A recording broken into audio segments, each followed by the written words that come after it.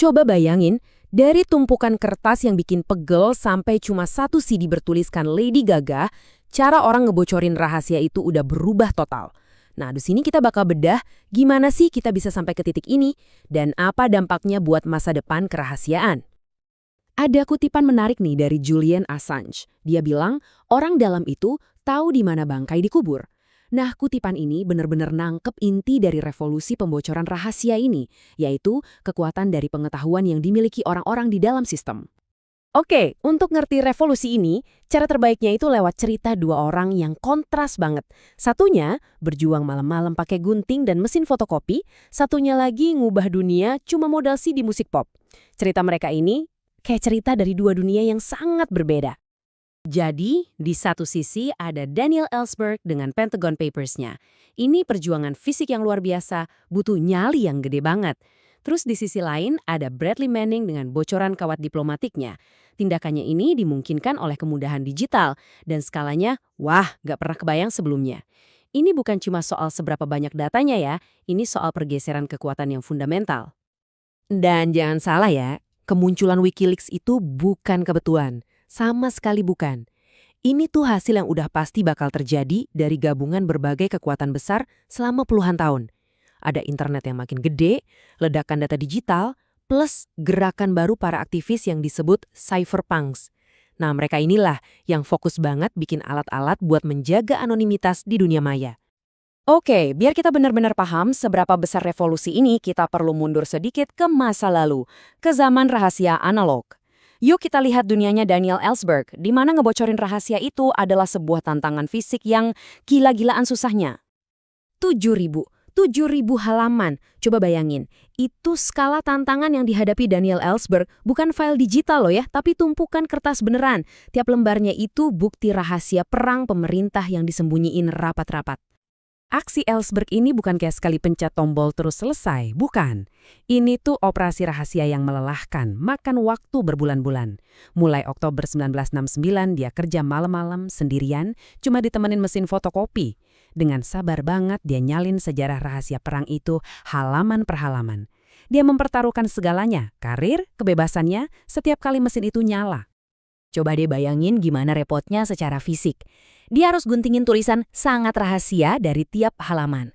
Terus hati-hati banget masukin tumpukan kertas itu ke tas kerjanya.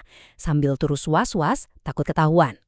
Buat Ellsberg, informasi itu ya benda fisik. Dan mindahin benda itu risikonya gede banget. Tapi pas Ellsberg lagi sibuk berurusan sama kertas dan tinta, dunia di sekelilingnya itu lagi berubah. Di lab-lab komputer dan jaringan-jaringan internet awal, fondasi buat cara membocorkan rahasia yang sama sekali baru lagi dibangun. Inilah awal mula revolusi dalam kode. Perubahan pertamanya ini dahsyat banget. Di tahun 2007, keseimbangan itu udah bergeser selamanya. Dunia analog, dunianya lemari arsip dan kertas karbon kayak zaman Ellsberg, itu udah jadi kayak catatan kaki aja di buku sejarah. 94% dari semua informasi di dunia sekarang bentuknya digital, cuma bit dan byte. Nah, pergeseran ini mengubah sifat informasi itu sendiri. Data jadi cair, bisa digandain sebanyak-banyaknya tanpa batas, gampang banget dipindahin kemana aja. Di saat yang sama, muncullah sekelompok pelintis digital, para cypherpunks itu tadi. Mereka nggak cuma bikin cara buat nyembunyiin data, tapi juga cara buat nyembunyiin siapa yang ngirim data itu. Ini membuka pintu ke anonimitas yang sesungguhnya. Para cypherpunks ini ngerti banget satu perbedaan penting. Gini deh, enkripsi itu kayak nulis surat pakai kode rahasia. Yang disembunyiin itu isinya, datanya. Tapi anonimitas itu beda. Ini kayak ngirim surat tanpa alamat pengirim. Yang disembunyiin itu kamunya, pengirimnya.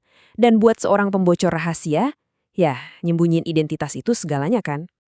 Nah, buat bisa jadi anonim ini, mereka bikin sistem canggih yang namanya jaringan campuran atau mixed network.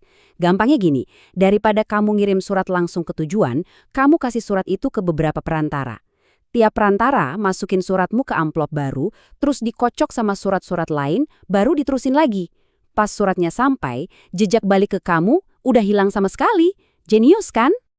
Dan dengan semua teknologi ini, panggungnya udah siap buat tipe pembocor yang benar-benar baru. Disinilah muncul Bradley Manning, seorang analis intelijen muda yang dunianya bukan lagi kertas, tapi server dan jaringan. Kisahnya ini jadi penanda dimulainya zaman kebocoran digital. Jauh dari pusat kekuasaan di Washington, ada seorang analis intelijen muda di Irak. Namanya Bradley Manning. Dia punya akses ke, ya bisa dibilang harta karun rahasia pemerintah. Beda banget sama Ellsberg. Dia nggak butuh mesin fotokopi. Dia cuma butuh satu keping CD. Yang dengan pinternya dia kasih label Lady Gaga. Cuma biar nggak ada yang curiga. Dan cuma dengan tindakan sesimpel itu, dia berhasil menyalin dan mengeluarkan bocoran data terbesar dalam sejarah Amerika. Bayangin, perjuangan Ellsberg yang berbulan-bulan sekarang bisa selesai cuma dalam hitungan menit. Manning sendiri cerita, momen bersejarah ini rasanya biasa banget. Kata dia cuma dengerin dan lip-sync lagu teleponnya Lady Gaga sambil ngeluarin data. Simple banget dan gak keren sama sekali. Wah, kontrasnya sama perjuangan fisik Ellsberg jauh banget kan? Oke, biar lebih kebayang, untuk ngebocorin data sebanyak yang disalin Manning cuma dalam beberapa menit, Daniel Ellsberg yang kerjanya super melelahkan di zaman analog bakal butuh waktu 18 tahun. 18 tahun! Ini bukan cuma peningkatan kecepatan ya, ini perubahan total cara mainnya. Jadi, apa dong artinya pergeseran gila-gilaan ini? Dari perjuangan 18 tahun jadi cuma satu sore ditemenin CD Lady Gaga? Artinya, kita udah masuk ke era yang sama sekali baru, dengan aturan main yang baru juga soal rahasia dan kekuasaan. Artinya, kita sekarang hidup di zaman yang disebut informasi cair. Coba pikirin deh, kayak air, data di zaman sekarang itu bisa digandain tanpa henti. Bisa ngalir kemana aja, hampir tanpa halangan, melewatin batas negara sekalipun, dan intinya, selalu ada celah buat bocor. Kita nggak bisa nahan air pakai tangan kosong kan? Nah, makin kesini, makin susah juga buat nahan informasi. Dan yang paling mendasar, keseimbangan kekuatan jadi bergeser total. Selama berabad-abad, cuma negara dan institusi raksasa yang punya kuasa buat nyimpen dan ngebongkar rahasia skala besar. Tapi sekarang, berkat teknologi, kekuatan itu jadi lebih merata, lebih demokratis. Satu orang aja bisa menantang rahasia yang paling dijaga ketat oleh negara.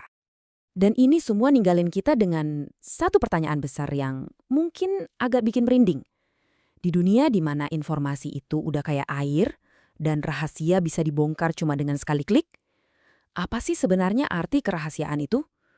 Ini pertanyaan yang terus-menerus membentuk cara kerja pemerintah, jurnalisme, dan bahkan kehidupan pribadi kita semua setiap hari.